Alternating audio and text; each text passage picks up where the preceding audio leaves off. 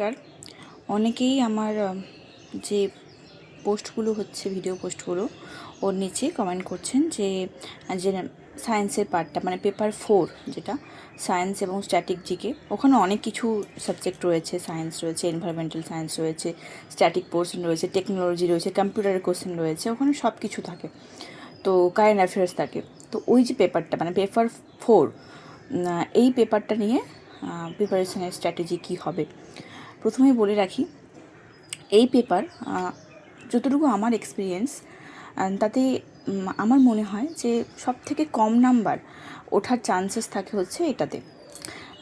মানে আমি খুব কম জনই দেখেছি যে 150 অ্যাবাভ স্কোর করছে। প্রত্যেকটা ইয়ারে এরকম হয়েছে যে ও খুব ভালো স্কোর করছে। প্রত্যেকটা ইয়ারে এরকম হয় না, জেনারেলি হয় না। মোটামুটি এভারেজ দেখতে গেলে 120-র মধ্যেই সীমাবদ্ধ থাকে। কিছু কিছু মানুষজন থাকে যারা অনেক বেশি পায়, সেটা আলাদা ব্যাপার। আমি এক্সেপশনাল নিয়ে কথা বলতে চাইছি না, ওরা অনেক ভালো স্টুডেন্ট হয়। তো নর্মালি যেটা দেখা যায় সেটা হচ্ছে ওই 100 to 120 এটাই হয়।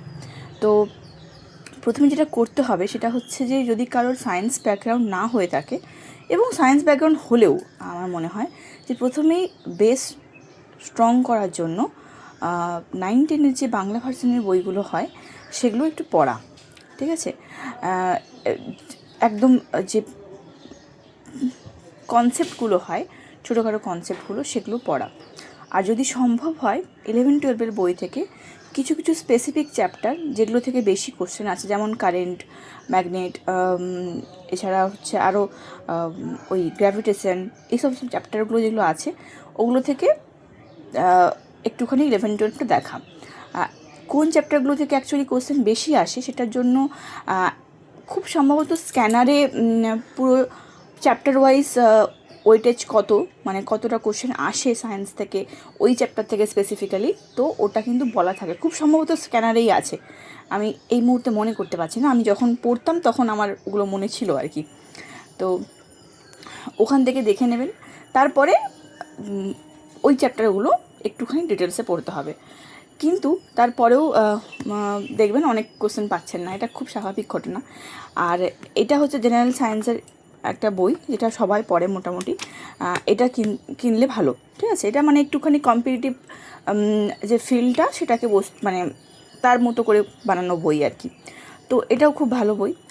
আর আমার কাছে আরেকটা বই, আমার কাছে অনেক সময় আমি অনেক বই কিনেছি। আমি রেলওয়ে সায়েন্সের একটা বই কিনেছিলাম, রেলের যে সায়েন্সের কোশ্চেনগুলো বেশি আসে বা সেখানে যে সমস্ত কোশ্চেনগুলো আসে, কারণ আমি তো রেলও আগে দিয়েছি, এখন আর দিই না রেল। তো রেলের কোশ্চেনগুলোর একটা বই পাওয়া যায়, পিনাক্কেলের বই আছে। তো ওইগুলো একটা, পিনাক্কেলের বইটা আমার কাছে নেই, আমার রুমমেটের কাছে ছিল।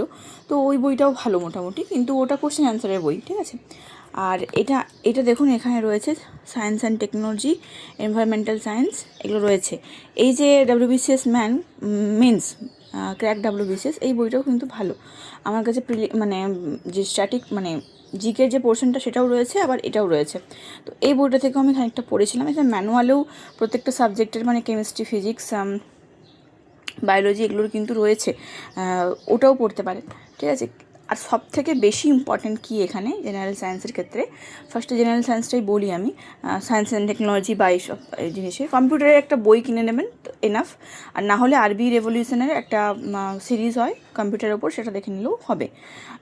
খুব বেশি কোশ্চেন আসে না, আর মোটামুটি একটা কোশ্চেন আসে। এগুলো ইউটিউবের সাহায্য নিয়েও এনভায়রনমেন্টাল সায়েন্সটাও পড়া যেতে পারে। তো এগুলোর একটাই মানে সলিউশন হচ্ছে মোটামুটি পড়ে নিয়ে প্রচুর পরিমাণে কোশ্চেন প্র্যাকটিস করা, আর যেগুলো মানে পারা যাচ্ছে না সেগুলোকে লিখে রাখা। এটা হচ্ছে মেন স্ট্র্যাটেজি, ঠিক আছে। এইটার উপরে ভিত্তি করেই কিন্তু এই পুরো পেপার 4টা দাঁড়িয়ে থাকে। আর স্ট্যাটিক জিকের জন্য একটা বই আছে, সেটা হচ্ছে ওই যখন আমরা WBCS বই কিনি তার মোটামুটি প্রায় সব বইতেই স্ট্র্যাটেজিকের একটা কিছু পোর্শন থাকে, সেখান থেকে তো ডেফিনেটলি করবেন। আর একটু বেশি পড়তে চাইলে এই বইটা দেখতে পারেন, বাট এই বইতে প্রচুর আছে, মানে প্রচুর আছে। এত করা যা পসিবল হয় না হয়তো, তো একটুখানি কোশ্চেনগুলো দেখলে বোঝা যাবে যে কোন পোর্শন থেকে বেশি আসছে বা কোন টাইপের কোশ্চেন আসছে, তো সেইভাবে করা যায়। আর হচ্ছে কারেন্ট অ্যাফেয়ার্সের জন্য দুটো জিনিস করতে হতে পারে। সেটা হচ্ছে যে প্রত্যেক দিন, এটা খুব ভালো হ্যাবিট অ্যাকচুয়ালি, শুধু এক্সামের পারপাসে নয়, এটা অ্যাকচুয়ালি খুব ভালো হ্যাবিট। সেটা হচ্ছে প্রত্যেক দিন কারেন্ট অ্যাফেয়ার্স দেখা।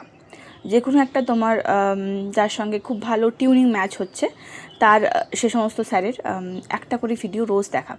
তাতে কি হয়, অনেক জিনিস মনে থাকে এবং চারিপাশে কি হচ্ছে সেটা সম্বন্ধে তুমি অ্যাওয়ার থাকবে। এটা হচ্ছে প্রথম।